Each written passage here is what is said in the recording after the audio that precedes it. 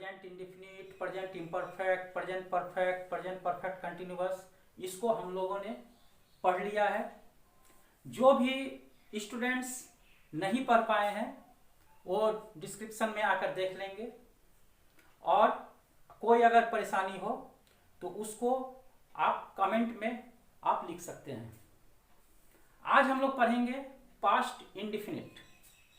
Past indefinite को मैं बहुत ही सहज ढंग से, बहुत ही सरल ढंग से आपको समझाऊंगा। अगर आपको किसी तरह की कोई परेशानी हो तो आप कमेंट बॉक्स में आप कमेंट कर सकते हैं, और इसको समझने के लिए आपको इस वीडियो को अंत तक देखना होगा, तभी आप उसको ठीक से समझ पाएंगे।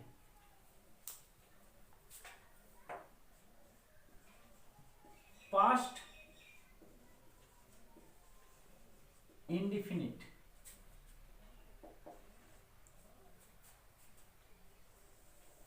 हम लोग जानते हैं कि पास्ट को भी हम 4 भाग में बांटते हैं। जिस तरह हम लोगों ने प्रेजेंट को 4 भाग में बांटा था, उसी तरह पास्ट को भी हम लोग 4 भाग में बांटते हैं। Past indefinite, past imperfect, past perfect और पास्ट परफेक्ट कंटिन्यूअस। तो पास्ट इंडेफिनिट बनाने से पहले हमें समझना होगा कि पास्ट इंडेफिनिट का पहचान क्या है, हम पास्ट इंडेफिनिट को कैसे पहचानेंगे।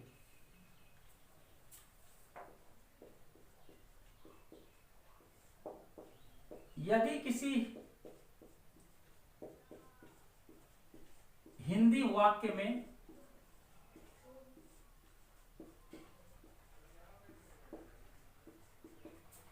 क्रिया के अंत में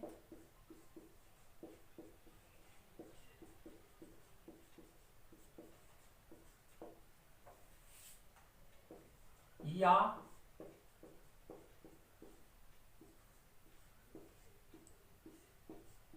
ये,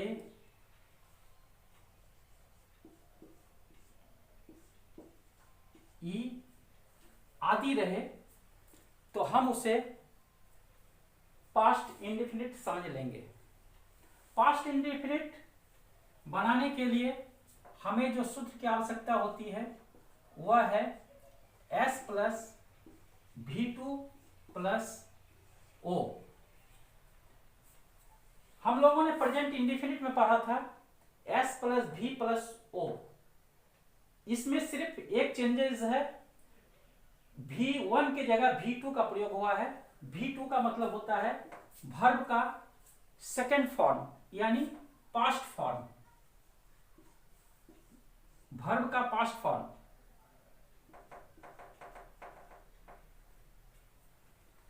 अब इसको हम एक उदाहरण के द्वारा हम देखते हैं। वह घर गई, इसके लास्ट में ई है तो यह पास्ट इंडेफिनिट हुआ। Subject, object, verb. अब हम फॉर्मूला के अनुसार इसको बैठाएंगे। वह मतलब सी सब्जेक्ट हो गया। इसके बाद है वर्ब टू, गई। गई का वर्ब होता है जाना, जाना का अंग्रेजी होता है गो। गो का सेकंड फॉर्म होता है गो, वेंट, गॉन।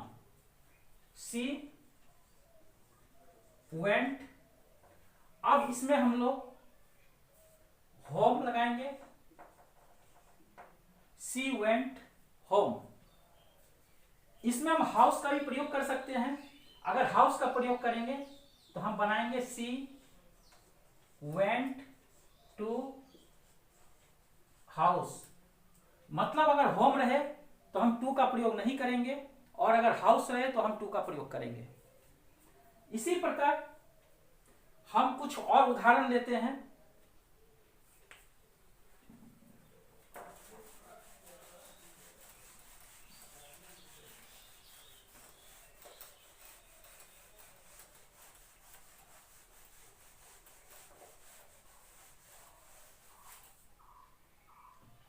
शिक्षक इतिहास पढ़ाए।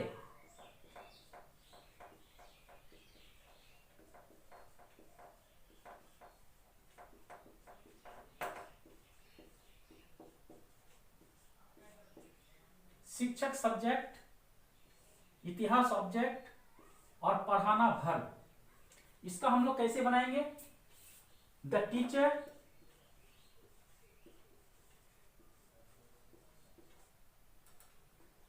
वर्ब में क्या होता है? Teach, teach, taught, taught. The teacher taught history. इसमें हमें एस और एस लगाने की आवश्यकता नहीं है, जिसमें हम लोग प्रेजेंट इंडेफिनिट में लगाए थे। इसमें सब में एक ही होगा, S plus V2 plus O. इसको हमें ध्यान में रखना है। अब इसका अगर हम लोग निगेटिव और इंट्रोगेटिव बनाएंगे तो हम कैसे बनाएंगे, उस पर हम विचार करते हैं। तुम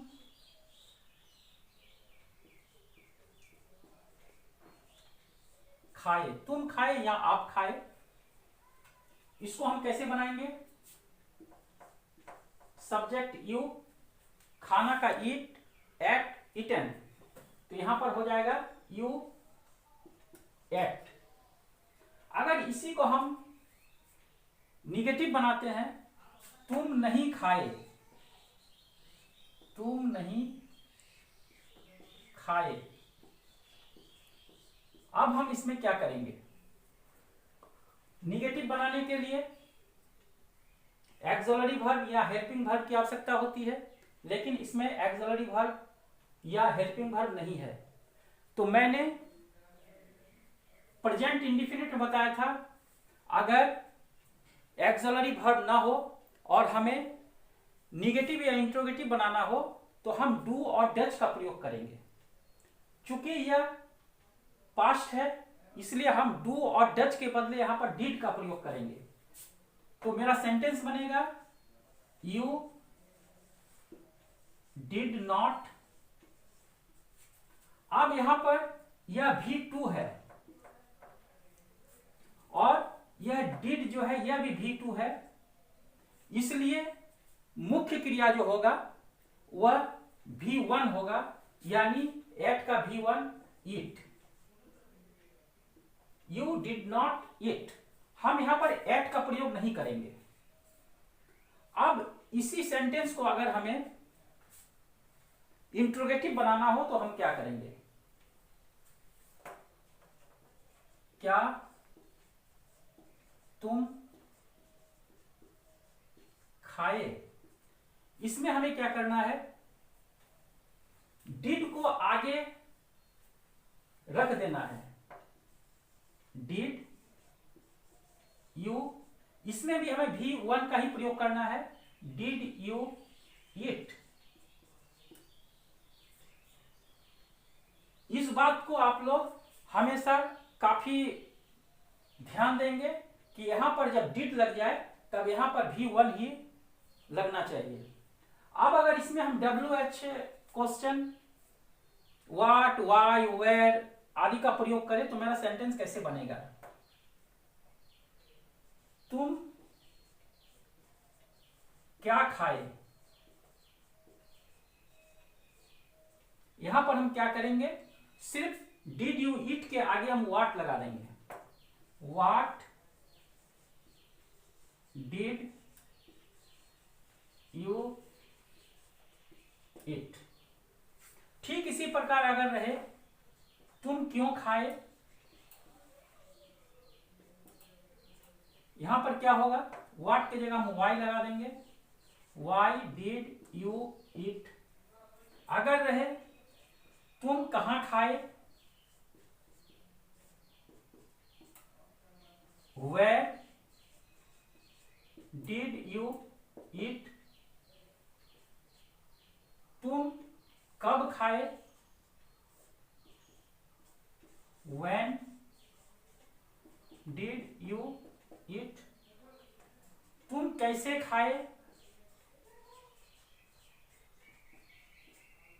how डिड यू इट।